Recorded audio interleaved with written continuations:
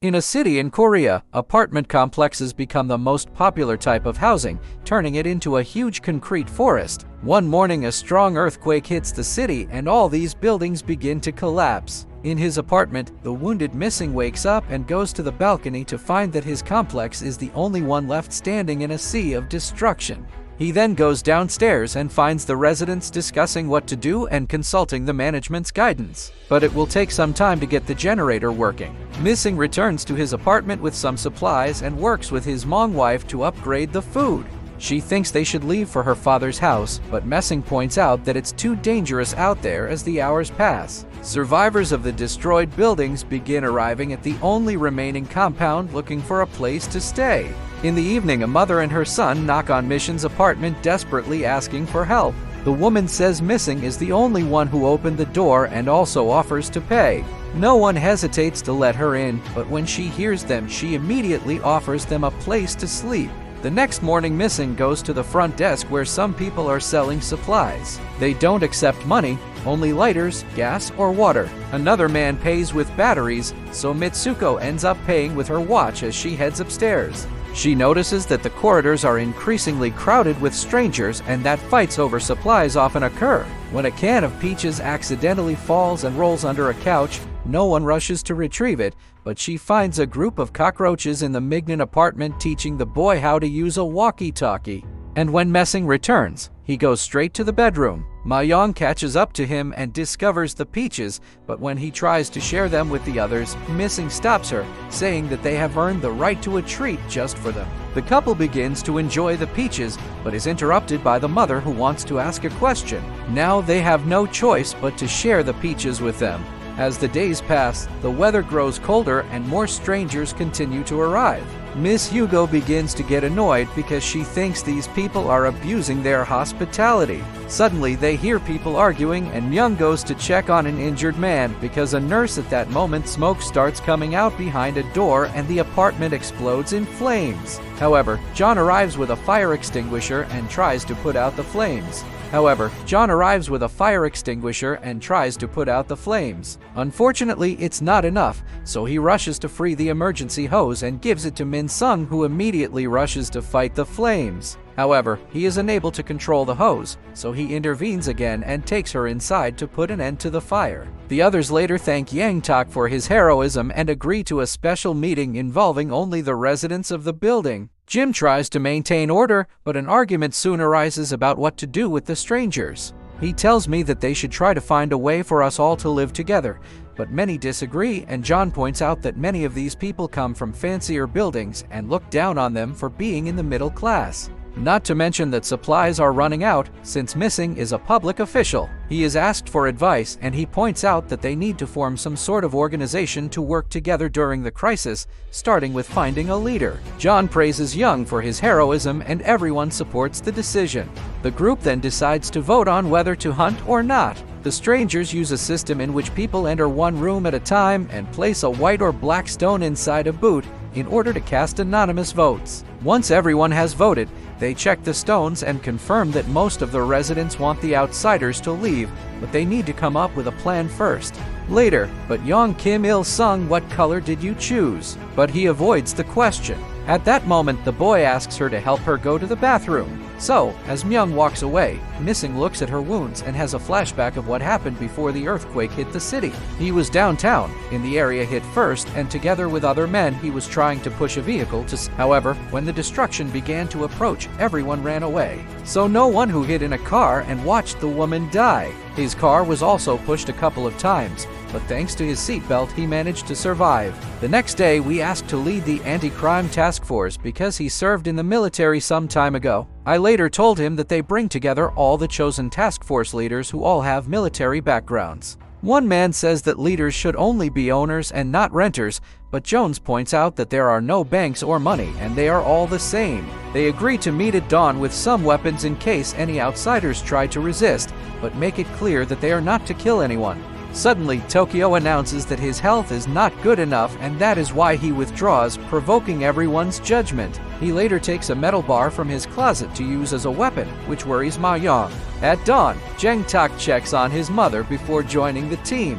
Jones makes a big announcement about possible empty spaces to let strangers out of the building, and Myung has to say goodbye to the mother and baby once all the strangers are out the door. Maybe he comes out with some fences and the strangers who can no longer live there. Soon everyone is complaining, especially since the temperature, and in the building there are empty apartments. It turns out that then among the crowd there is also the district deputy who tries to make a speech that is not afraid of his position and throws him out. And outside calls him out for treating the government with disrespect and tells the others to make their way inside. Chaos immediately breaks out. So the task force tries to block the doors to prevent outsiders from entering, but the glass breaks. The task force falls and some strangers enter, but after some struggle they manage to push them back and other people come down from the apartments to help them. Once here, he injures himself, and once the strangers have been repelled thanks to the fences, he screams at them with a bloody face. At that moment, some residents start throwing stones from their apartments and the strangers run away. Everyone celebrates, except Myung, who is disturbed by all this violence. Over the next few days, the residents work together to rebuild the building's damage and share all the supplies. They also build a gate around the compound to prevent others from entering their territory. Jobs sets some rules, namely only residents can live there.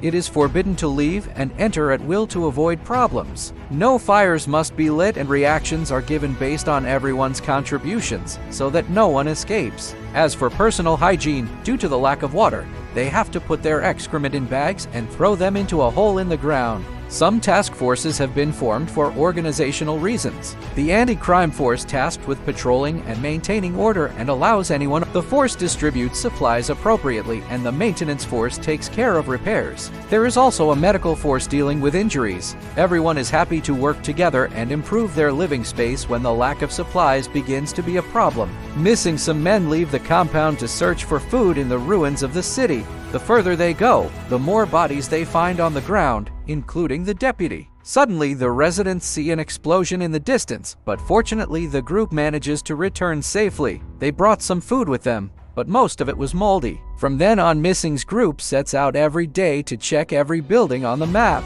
The only time they find a compound on foot, they only find corpses inside, all the result of human violence. Sometimes they bring back a little food, but it isn't much, and they are always short of supplies. One night, while they are out there, they chat while watching another explosion, and Missing says that they will be rewarded for all the suffering they are going through. She also comments that Ong had a miscarriage last year, which explains her need to protect the baby. Meanwhile, overall, she comes to me shocked to see the baby on the nearby balcony, and still some press rushes to her house to find Ruts, and talks to the baby, discovering that Ducky is not hiding him and his mother in her apartment. As the recovery team returns, they find a tunnel that allows them to access a new area and find a grocery store. When they try to enter, the owner comes out and points his weapon at them, while Young tries to communicate with him. Missing approaches the man from behind and hits him, causing him to shoot, accidentally killing one of the members. The group immediately disarms him and a furious man beats him. Later, the group raids the shop, taking the food, but also the dogs. On the way out, he notices some children crying over their father's body. Nearby, a group of survivors discuss rumors of a paradise complex, but when they see the team passing by, they become frightened and run to hide. Sometime later, the residents organize a special party outside to celebrate the new year, even if Ma Yong doesn't think it's a good idea. Suddenly, the two residents get scared when they see something approaching in the dark. But it's just a woman named Yeon. She lived here with her parents, but she left with her mother after finding out that her father had cheated on her. Her apartment was next to Yong Taka's, but she doesn't remember him, as they find evidence that she lived there previously. You will officially introduce her to the rest of the residents with a warm welcome. The celebrations then proceed with karaoke thanks to a generator connected to the car for the special occasion. As she sings, she thinks about the fact that Ewan didn't recognize her, and a flashback of her reveals the truth about her. Her real name is Se Bom, and she was a taxi driver before the earthquake. He broke into the apartment of the real Yang Toka, who worked for an organization that found people. If B was one of his victims and he wanted his money back, but when she refused to help him, the more she assaulted him, she manages to stab him. But Bum didn't give up and threw him to the ground to kill him, filling his mouth with stones, while his mother looked at him and had convulsions. At that moment, Sebam received a phone call from his wife and daughter who scolded him because the debt collectors had come to take everything. Then there was the earthquake, and since his wife hated him anyway, if Bob stayed there and took on Hong's identity, it's up sometime later when the residents go to collect their weekly reports. An argument arises because they are just enough to live on. The crime squad receives more food than the others, and the man calls it unfair, showing the scar he got while working on repairs. Furthermore, he accuses the anti-crime forces of being murderers, which is true.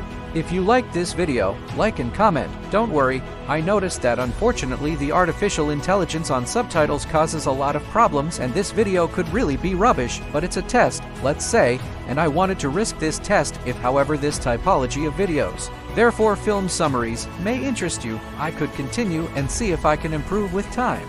Thank you for your patience and for getting this far. I didn't expect it. Last thing before closing, if the subtitles are too long and take up too much of the screen, don't have any problem saying that I was thinking about it, just that in post-production it would become really difficult to modify this thing. So if there is a sequel and you prefer shorter subtitles, warn me. Thanks for your attention and subscribe to the channel.